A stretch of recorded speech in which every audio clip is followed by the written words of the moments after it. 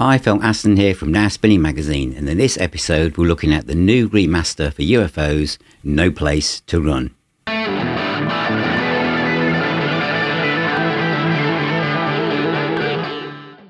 Before I talk about the actual sound quality itself and what differences we have here, let's have a look inside the new package, both the new 2 CD set and the 3 album vinyl set.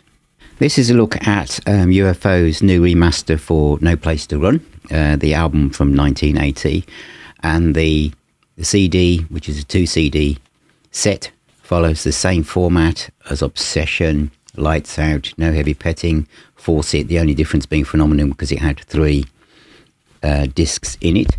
The vinyl follows the same format as all of them because they all turned out to be triple albums, so they're all fold out tri sleeves, as you can see here, just about, and basically the inner sleeves all have tape boxes on them, photographs on them, apart from the first one, which has part of the text, which is part of the story that you can see in the main body of the album.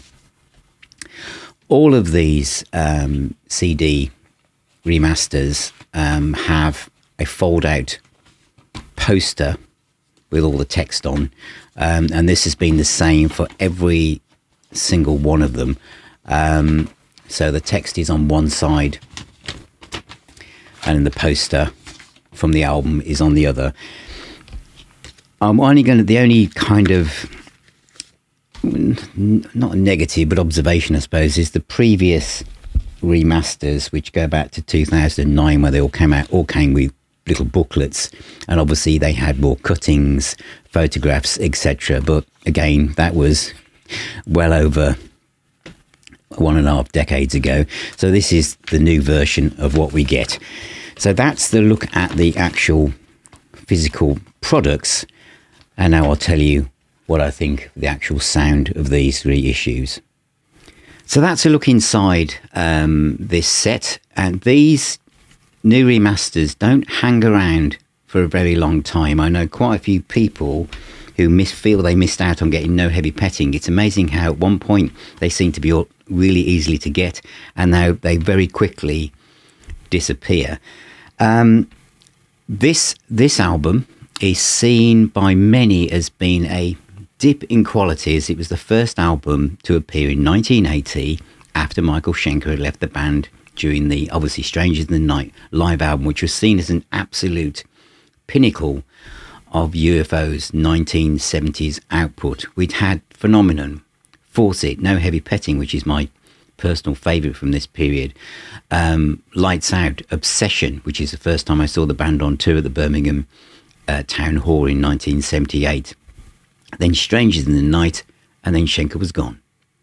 And Paul Tonka Chapman was the guitarist that took up the reins. You could say he was a new guitarist, but he wasn't really, because he'd been with the band before, going back to the time of Phenomenon, when he'd been brought in because Schenker wanted to see if he could have another guitarist in the band. But of course, as soon as Paul wanted to do any soloing, Schenker kind of got cold feet and preferred to have all the action to himself. Now, this album was produced by George Martin, and what I have to do here is take myself back to that period. It's 1980. It's the absolute top of the mountain for the new wave of British heavy metal, if you like, for the way Sammy Hagar was in the pop charts, on top of the pops. The charts was full of rock music, and people had got the kind of coming out the other side of punk. We wanted heavy metal or hard rock to be fast, heavy, furious, charged with the Iron Maidens and what was coming across from the other sides of the States. With Schenker gone, and obviously Schenker going about to form the Michael Schenker group, all eyes are on him, all eyes are on Back in Black by AC/DC. There's so much Heaven and Hell by Sabbath. You just point your little pin into the world map of rock and roll and heavy metal in 1980, and it was a fantastic year for rock music. So the fact that UFO had lost Schenker, had gone off with the guy that produced the Beatles off to somewhere in the Caribbean, was feeling like, well, I'm not really going to pay that much attention perhaps.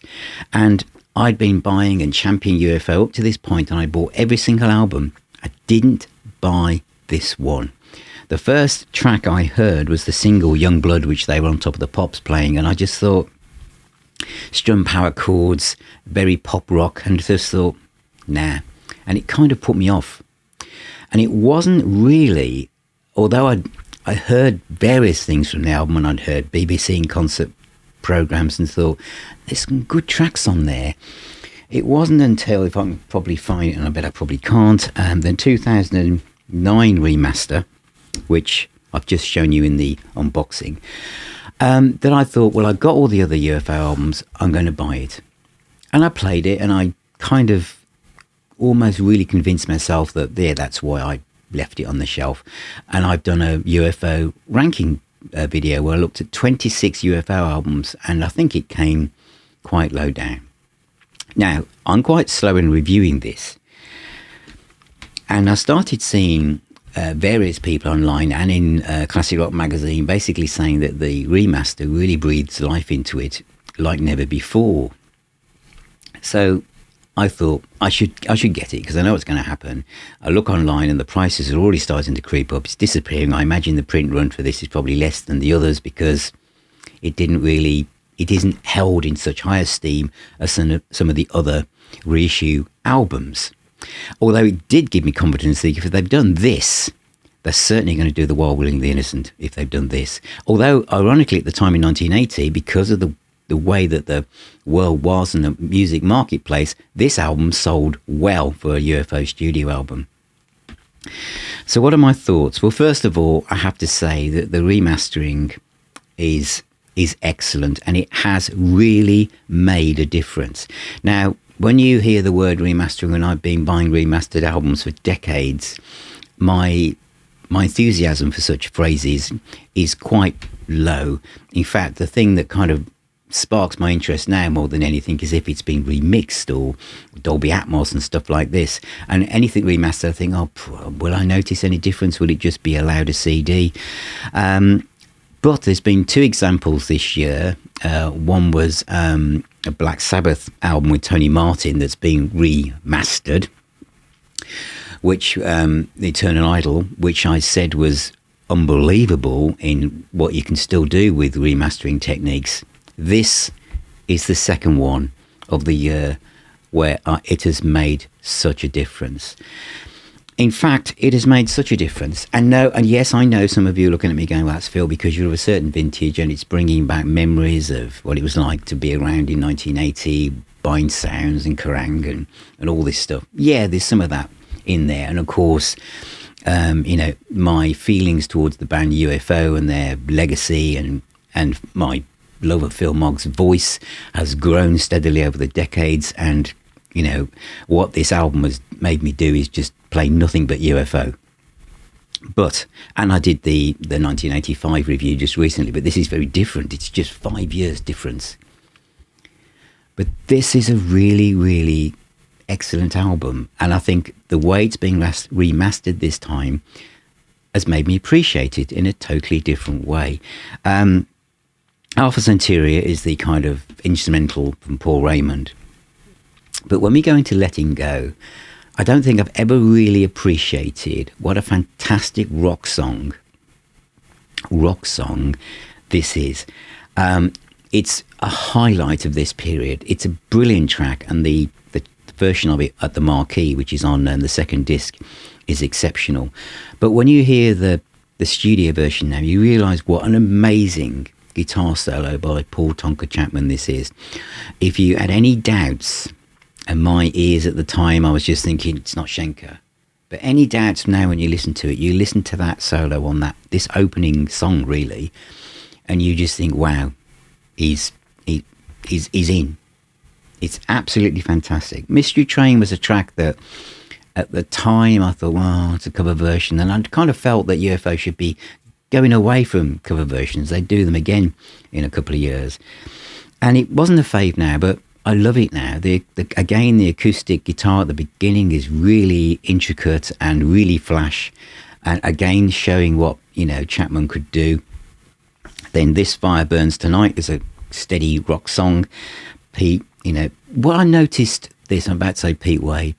Pete Way and Andy Parker's bass and drums, they just feel more, there's more presence, it's more solid in the mix.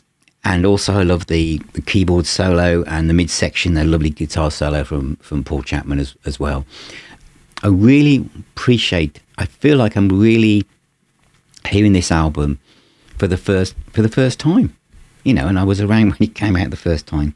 Gone in the Night, part ballad, part rock song, great vocal. It's pop rock, but a bit darker than that, really. Very different that had gone before when you look back across UFO's catalogue up to this point. Youngblood I've mentioned.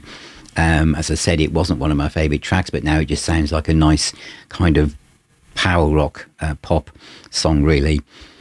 And then No Place to Run. Now, this always ticked all the boxes for me. And this was probably, although I didn't realise this at the time, I did by the time we get to the next album, realise that Phil Mark had been listening to a lot of Bruce Springsteen. I mean, you think about it, While Willing and the Innocent. It's so obvious, isn't it?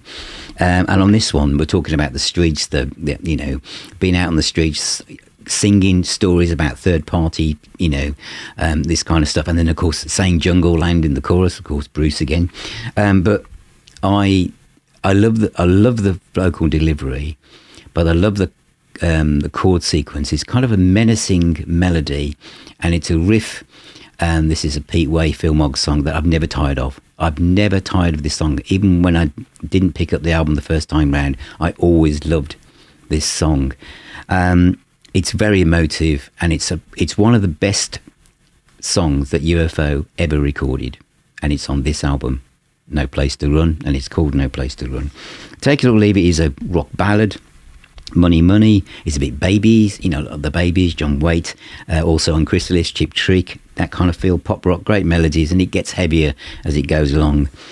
And then Any Days, very unusual song, really, starting with just Pete Way on bass and Phil Mogg on vocals, and Phil Mogg sings falsetto on this a couple of times, and it's unusual to hear Phil sing like this, but he does it with perfection, and obviously then it moves into an absolutely motive guitar solo from Paul Chapman at the end, and it's since become one of my other favourite tracks from this album.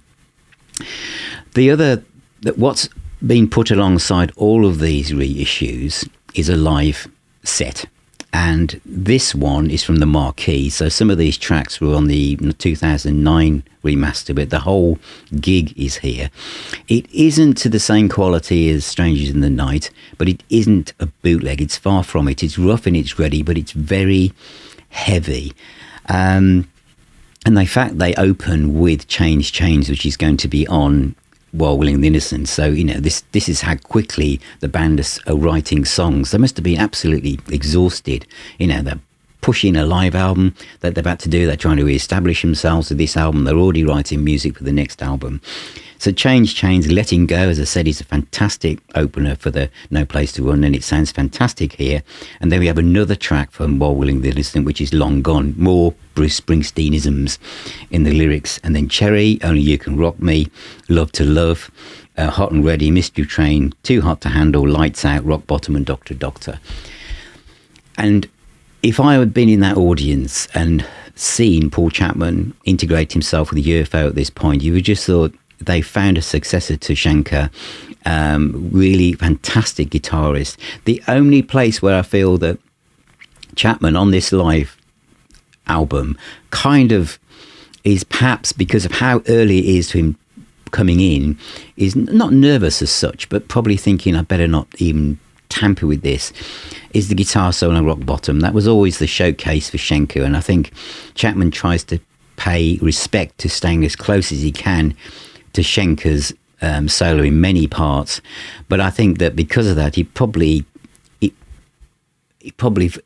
hadn't reached a point where he could put his own stamp on it.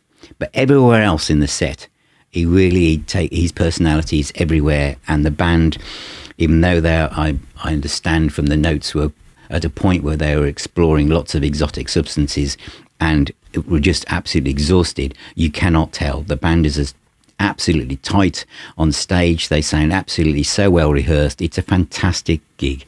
So I personally feel this is the definitive version of this album. And if it's an album that you've always thought, well, it's not one of my top fave UFO albums, listen to it again.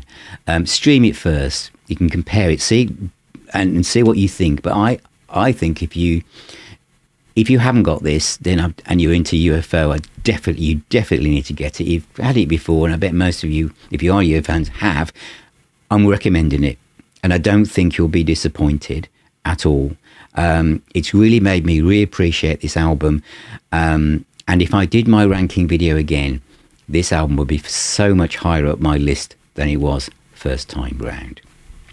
So thank you for watching. Thank you for being here. Remember, music is the healer and the doctor. Please subscribe, ring that little bell. Check out the website at nowspinning.co.uk and the podcast. Remember, if you become a patron or YouTube member, you get 15% off all Now Spinning merch, because coffee music has never heard or sounded or tasted better than when you drink it out of a Now Spinning magazine mug. Become a patron and a YouTube member, as just said, and you'll also get access to our private communities on Facebook and WhatsApp, and also you'll be invited to our twice monthly Zoom call down the Now Spinning Arms, which is our own virtual pub. So take care, all of you, and I'll speak to you all very, very soon.